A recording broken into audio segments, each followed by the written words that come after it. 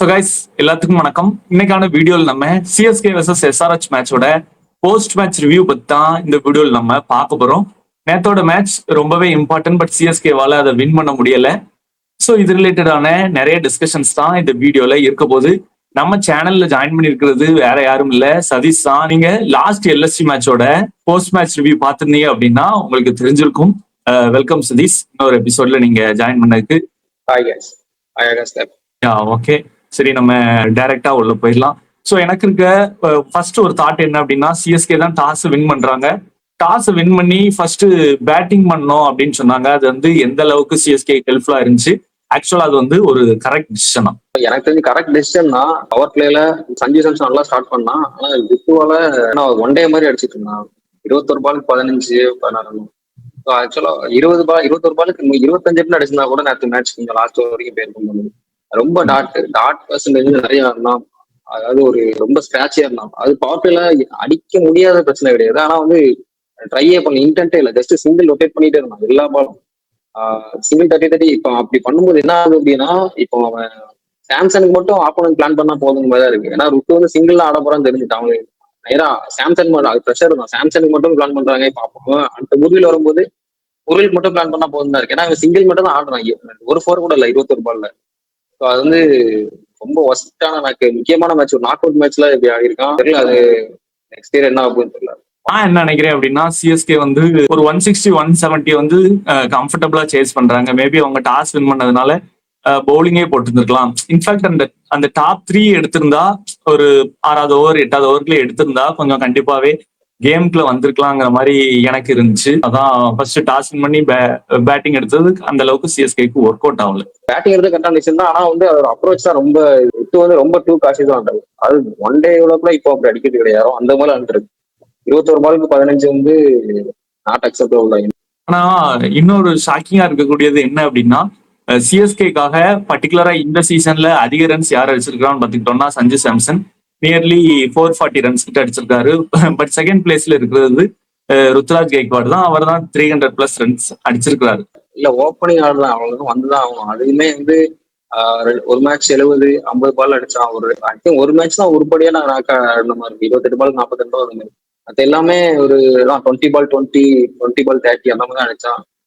Maths wise பண்ணாலே நல்லா இருந்திருக்கும். அவன் நம்பர் 3 வந்திருந்தாலே இந்த ஆங்கர் இன்னிங்ஸுக்கு ஓகேவா தான் இருந்திருக்கும். மிடில் ஓவர்ஸ்ல கொஞ்சம் சிங்கிள் தட்டி அவன் பவர் பிளேல வந்து ஆக்சுவலா பவர் பிளேயும் ஃபுல்லா முடிச்சிருந்தான். 6 ஓவர் நேரத்துலாம் ரொம்ப 6 ஓவருமே 6 ஓவர் தாண்டி இருந்து அவுட் ஆயிட்டான் கரெக்டா. அதுவும் என்னன்னா இந்த சீசன் ஃபுல்லாவே பவர் பிளேல இருக்க ஒரு ஃபீல்டரை கரெக்டா பிக் பண்ணுவான். எல்லா மேட்சும் கரெக்டா அந்த ஒரு ஃபீல்டரை பிக் பண்ணி அவுட் ஆயிருந்தான். எல்லாம் பவர் பிளேக்கு அப்புறம் ஆக்சிலேட் பண்ண போறான். கரெக்டா அந்த டைம் அவுட் ஆயிருக்கு. ஒன்றோடனே இறங்கி இருக்கலாம்னு தோணுது. பார்ப்போம். கரெக்ட் தான். நம்ம அதை லாஸ்ட் வீடியோலயே பேசியிருந்தோம். எஸ்ஆர்ஹெச் ஃபாஸ்ட் பவுலிங் எடுத்துட்டோம்னா குறிப்பா சஹிப் ஹசைன், captain Pat Cummins, Eshan Malinga வேற லெவல்ல பவுலிங் பண்ணாங்க. நிறைய ஸ்லோவர் ரன்ஸ் போட்டாங்க. அதை சிஎஸ்கேவும் கொஞ்சம் பிக் பண்றதுக்கு கஷ்டப்பட்டாங்க. ஸோ அது மேபி சென்னை சூப்பர் கிங்ஸ் ஒரு பேக் ஃபுட்ல போட்டா அவங்களுக்கு கொஞ்சம் எக்ஸ்ட்ரா ரன்ஸ்க்கு போயிருந்திருக்கணுமா? பேட் கமின்ஸ் சூப்பரா போட்டான். அது எக்ஸலன்ட் பவுலிங் தான். அந்த கண்டிஷனும் அவனுக்கு கரெக்டான கண்டிஷன், சரியான பவுலிங் போட்டான். யாராலுமே பிக் பண்ண முடியல எக்ஸப்ட் பிரவிஸை தவிர யாரையுமே அடிக்க முடியும். பிரவிஸ் மட்டும் தான் 2 ஷாட் நல்லா கட் அடிச்சான். ஏன்னா அவன் சவுத் ஆஃப்ரிக்கா நல்லா பவுன்ஸ் அவன் மட்டும் தான் நல்லா லேண்ட் ஆகுதுல. பேட் கமின்ஸ் மத்த எந்த சிஎஸ்கே பேட்ஸ்மேனும் அதை அடிக்கவே முடியல. ஏன்னா கண்டிஷன் அப்படிப்பட்ட கண்டிஷன் கரெக்டா இன்டு த பிட்ச்ல ஸ்லோவர் பவுன்சர் போட்டுட்டே இருந்தான். மத்த எல்லா பவுலர்ஸும் கூட வந்து அடிச்சாங்க. ஆனா பேட் கமின்ஸ் அடிக்க முடியல. சூப்பரா போட்டான். ஆக்சுவலா மேன் ஆஃப் தி மேட்ச் அவனுக்கு தான் கொடுத்தோம். நல்லா விளையாண்டான். 3 விக்கெட் எடுத்தான். சஹிப் ஹசைனையும் வேற லெவல்ல அவனும் நல்லா போட்டான். சஹிப் ஹசைன் ஆமா டூபேவே இதோட 2வது மேட்ச் அவுட் ஆகுறாங்க. லாஸ்ட் மேட்ச் இதே மாதிரி தான் போல்ட் ஆக்குனா இந்த மேட்சும் அதே மாதிரி தான் சேம் தான். துபேயை பத்தி பேசியிருந்தோம். துபேயை பத்தி பேசுறதுக்கு முன்னாடி நம்ம வந்து டேவிஸை பத்தி பேசிடலாம். லாஸ்ட் மேட்ச் கம்பேர் பண்றப்ப இந்த வாட்டி கொஞ்சம் எக்ஸ்ட்ரா பால்ஸ் கிடைச்சது, கொஞ்சம் நல்லாவே அடிச்சிருந்தாரு. இந்த மேட்ச் தான் டைம் கிடைச்சிருக்கு அவனுக்கு. மேட்ச் டைமே இந்த மேட்ச் கிடைச்ச மாதிரி. ஏன்னா மத்த எல்லா மேட்சுமே ஒரு 14 13 ஓவருக்கு அப்புறம் தான் வரான். இந்த மேட்ச் ஆக்சுவலா அவனுக்கு 8வது ஓவர் 9 ஓவர் அந்த ரேஞ்சில் வந்துட்டான். 9 to 10 ஓவர்ல வந்துட்டான். ஒரு 10 ஓவருக்கு மேல டைம் இருந்துச்சு. ஸோ நல்லா தான் விளாண்டான். ஒரு சைடு நல்லா கார்த்திக் சர்மாவும் நல்லா விளையாடணும்னா பிரவிஸுமே நல்ல நேரத்து கொஞ்சம் நின்று இருந்தாலும் நல்லா இருந்துரும். ரன் எக்ஸ்ட்ரா வந்துருக்கும். தூபே ஆஸ் அ பினிஷரா அவரு சிஎஸ்கேவை தான் பினிஷ் பண்ண மாதிரி தெரியுது. பெரிய அளவுக்கு ஸ்கோர் பண்ணல, ரொம்ப ஸ்ட்ரகிள் ஆகுறாரு. இதுதான் ஒரிஜினல் ஃபார்ம். இனி அவன் வந்து 2 3 வருஷமா சென்னை நல்லா ஸ்கேம் பண்ணிட்டு இருக்கான். முக்கியமான மேட்ச். 2 மேட்ச் ஜெயிச்சா குவாலிஃபிகேஷனுக்கு நல்ல சான்ஸ் இருக்கு. ஸோ ஏதாட்டும் நம்ம ட்ரை பண்ணோம், ஒரு 200 அடிச்சிட்டோம் அப்படின்னா கொஞ்சம் ஆப்போசிஷனா நம்ம பேக் ஃபுட்ல போடலாம். பட் அவர் வந்து அந்த அடிக்கணுங்கிறதுக்கு பார்க்கவே மாட்டேங்கிறாரு. அது உண்மையில எனக்கு ஆச்சரியமா இருந்து. இல்ல அவன் வந்து எங்க போட்டாலும் அடிக்க மாட்டான். அவன் வந்து எந்த பாலாலும் போடலாம். ஷார்ட் பால், பவுன்சர் எது போட்டாலுமே அடிக்கல. முக்கியமா அவுட் சைட் ஆஃப்ல போட்டா சிங்கிள் தட்டி தான் விளாடுவேன். இல்ல இது வரைக்கும் 2 சீசன் 3 சீசன் இது வந்து மேனேஜ்மெண்ட் பாப்பாங்கன்னு கூட தெரியல. எந்த பாலையுமே அடிக்கல, சிங்கிள் தட்டிட்டே இருந்தான் லாஸ்ட் வரைக்கும். ஆக்சுவலா போன எஸ்ஆர்எச் தோத்ததும் இதே மாதிரி தான். ஒரு பால் கூட ஹிட் பண்ண ட்ரை பண்ணல. இதே மாதிரி சிங்கிள் தட்ட போய் தான் அவுட் ஆனா, போல்ட் ஆனா நினைக்கிறேன் போன மேட்ச். இந்த மேட்சும் ஒரு எதுவுமே பண்ணல. லாஸ்ட் ஃபுல் டாஸ் கூட அடிக்க முடியல. ஃபுல் டாஸ் போட்டா கூட அடிக்க முடியல அந்த லாஸ்ட் ஓவர்ல. நம்ம லாஸ்ட் வீடியோல சொல்லிப்போம், தூபேச பினிஷர் வந்து எப்பவுமே ஒர்க் அவுட் ஆக போறது இல்ல, கண்டிப்பா வந்து மாட்டோம். இந்த மேட்சே இது பண்ணிட்டான். அது என்னவோ கரெக்ட் தான். ஸோ பேட்டிங்கை பொறுத்த வரைக்கும் ஓரளவுக்கு டீசன்ட் ஸ்கோர் போட்டாங்க. இது வந்து ஒரு நல்ல பவுலிங் அட்டாக் இருந்திருந்ததுன்னா மேபி கம்பேக் கொடுக்கறதுக்கு நல்லாவே சான்ஸ் இருந்திருக்கும். என்ன பிரச்சனைனா அவங்க ரன் வந்து என்னன்னா ஃபர்ஸ்டே வந்து முடிவு பண்ணான். பிளமிங் வந்து இன்டர்வியூல சொல்றான், போஸ்ட் மேட்ச் இன்டர்வியூல அந்த ஸ்ட்ராட்டஜிக் சேட்ல ஒரு நிமிஷம் அவனே என்ன சொல்றான்னா, 175 to 180 நல்ல விக்கெட் அப்படின்னு. அவன் வந்து இதே சொல்லுதான். அதை சொல்ல வேற அவன் கமெண்ட்ல சொல்லுவான், அவன் சொன்னதை கணக்கே எடுக்காது. அது மாதிரிதான் அவன் சொல்றது இது வரைக்கும் ஒரு நாள் கூட பிக்ஸ் ரிப்போர்ட்ல நடந்தது இல்லை. அவன் ஒண்ணு சொல்லுவான், அதுக்கு ஆப்போசிட் அப்படியே நடக்கும். அதுதான் இன்னைக்கும் நடந்திருக்கு. இல்ல, எஸ்ஆர்எச் வந்து பேட்டிங்ல எந்த அளவுக்கு டேஞ்சரஸ் சைடுன்னு நம்ம பாத்துக்கிட்டோம்னா, 4th டவுன் இறங்குற ஹென்ரி கிளாசனே டாப் 5 ரன் ஸ்கோரர்ஸ்ல இருக்கிறாரு. அப்படிங்கிறப்ப வந்து நம்ம 170 போதுங்கிறது எனக்கு தெரிஞ்ச ஒரு நல்ல மைண்ட் செட் மாதிரி தெரியல. அப்படியே இருந்தாலும் மிஸ்டேக் வந்து ருத்ராஜ் ஆஸ் அ கேப்டனா பண்ணாரு. எல்லாத்துக்குமே தெரியும். அபிஷேக் சர்மா யூஸ்வலா அடிக்க போய் அந்த டீப் பாயிண்ட்ல வந்து ஆமா ஆமா ஃபர்ஸ்ட் ஓவரே அதே இடத்துல கேட்ச் எடுத்து அதுல நான் எல்லாம் நானும் பார்த்தேன். அந்த பொசிஷனே வைக்கல, அவன் அந்த இடத்துல ஃபீல்டிங்கே வைக்கல. அது இந்த மாதிரி சின்ன சின்ன மிஸ்டேக் தான் சிஎஸ்கேக்கு இந்த சீசன் ரொம்ப காஸ்ட்லியா இருந்திருக்குங்கிற மாதிரி நான் நினைக்கிறேன். அதான் இந்த சீசன் மட்டும் இல்ல, வித்து கேப்டன்சி டேக் ஓவர் பண்ணதுல இருந்து அந்த மாதிரி ஃபீல்ட்ல நிறைய மிஸ்டேக், டாக்டிக்கல் பண்றதுதான். எல்லா மேட்சுமே ஏதாவது ஒண்ணு இப்படி நடக்கும். இன்னைக்கு நேத்து கூட ஆக்சுவலா என்னன்னா, அகில் ஹசன் சூப்பரா போட்டுட்டு இருந்தான். ஒரு விக்கெட் எடுத்திருந்தா அதுவும் லெஃப்ட் ஹேண்டர் விக்கெட் தான் எடுத்திருக்கான். 8 ஓவர் போட்டான், 10வது ஓவர் வந்தான். அப்புறம் கட் பண்ணிட்டு நேரா 16வது ஓவர் வந்து போடுவான்.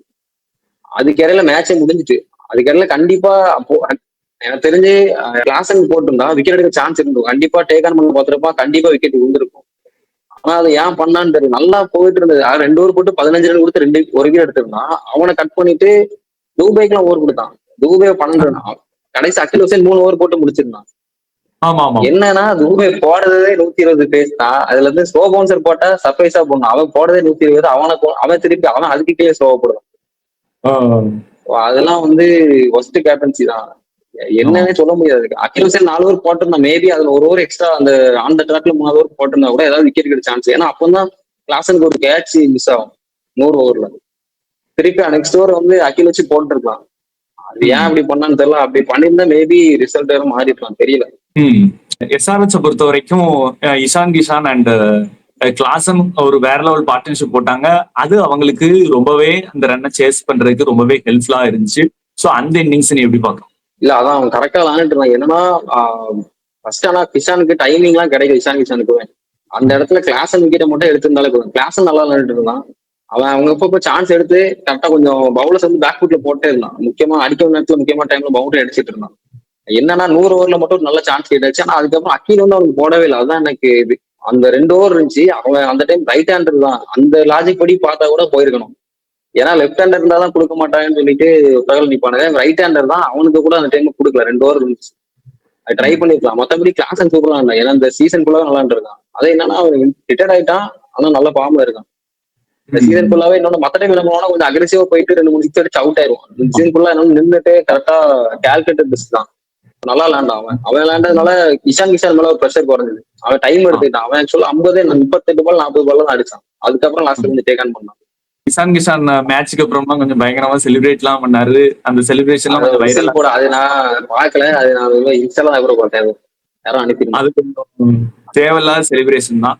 சோ இந்த மேட்ச் நம்ம தோத்துட்டோம். நெக்ஸ்ட் மேட்ச் ஜிடி கூட இருக்கு. அதுல மேபி ஜெயிச்சா குவாலிஃபை ஆகிறதுக்கு சான்சஸ் இருக்குன்னு நினைக்கிறியா, இல்ல சிஎஸ்கே அவ்வளவுதானா? சான்சஸ் ரொம்ப கம்மி தான். ஏன்னா -100 போயிருக்கு பாப்போம். ஏன்னா மத்த டீம் கையில போயிருக்கு. சென்னை அடுத்த மேட்ச் அதிக ஒரு பிக் மார்ஜின்ல ஜெயிச்சா கூட 100+ வந்தா கூட இப்போ பஞ்சாப் ஒண்ணு தோக்கணும். நிறைய பெருமிட்டு சரி கொல்கத்தா ஒண்ணு தோக்கணும். கொல்கத்தா ஒண்ணு தோக்கணும். கரெக்ட். கொல்கத்தா ஒண்ணு தோக்கணும். அடுத்த ஆர்ஆர் ஒண்ணு தோக்கணும். ஆர்ஆர் ஒண்ணு தோத்து ஏன்னா அது நிறைய இருக்கு. ரன் ரேட் வந்து மைனஸ் போனதுனால அவங்க ரன் ரேட் கொஞ்சம் பேடா தோத்தா மட்டும் தான் சான்ஸ் இருக்கு. ஆனா தெரியல இதுக்கப்புறம் உள்ள இந்த டீம் வந்து இப்படி லேண்டா கண்டிப்பா வெளியே தான் போகணும். அதுக்காக ஏன்னா அப்புறம் தான் இதுக்கு அடுத்த என்ன நடக்குமோ நடக்கும். அப்புறம் திருப்பி என்ன பண்ணுவாங்கன்னா இவ்வளவு இன்ஜுரி வச்சுட்டு பிளே ஆஃப் ஃபைட்லன்னு சொல்லிட்டு திருப்பி பிளம்பிங் எல்லாத்தையும் ரீட்டைன் பண்ணிட்டு இருப்பாங்க. நானுமே ஒண்ணு கேட்கணும்னு நினைச்சேன். ருத்ராஜுக்கு இது ஆஸ் அ கேப்டனா 3வது சீசன் நினைக்கிறேன். பிளே ஆஃப்ஸ் கூட நம்மளால போக முடியல. நெக்ஸ்ட் சீசன் நம்ம ருத்ராஜ் ஆஸ் அ கேப்டனா சிஎஸ்கேல பாப்போமா? சேஞ்சஸ் இருக்கும்னு நினைக்கிறேன். மாறும். சஞ்சு கூட மேபி வர சான்ஸ் இருக்கு. தெரியலன்னா இன்னும் ஒரு சீசன் இப்ப எனக்கு தெரிஞ்ச நெக்ஸ்ட் சீசன் மாறும். இப்ப எனக்கு தெரிஞ்சு அவன் பேட்டராவே இன்னும் ஒரு சீசனுக்குள்ள இப்படி பெர்ஃபார்ம் பண்ணாங்கன்னா ஆக்ஷனுக்கு தான் போகணும்னு தோணுது. ரீட்டைன் கூட பண்ண மாட்டாங்க. இன்னும் ஒரு சீசன் இருக்கு. அவன் நல்லா இந்த ஒரு சீசன் தான் அவன் பேட் சீசன். அவன் பேட்டிங்ல எப்பவுமே எவ்வளவு பெர்ஃபார்ம் பண்ணிடுவான். அந்த சீசன் தான் அவ்வளவு மோசமா இருக்கும். ஆனா கேப்டன்சி சேஞ்ச் இருக்கும்னு தோணுது எனக்கு. நம்ம நெக்ஸ்ட் சீசன் தான் தெரியும். நேற்று என்னன்னா இந்த ஸ்கோர் நல்ல ஸ்கோர் தான் டிஃபெண்ட் பண்ணதான். வேற ஏதாவது மிஸ்டேக் இருக்கான்னு திருப்பி கேட்டாங்கன்னா பவுலிங் தான் சொல்லலாம்.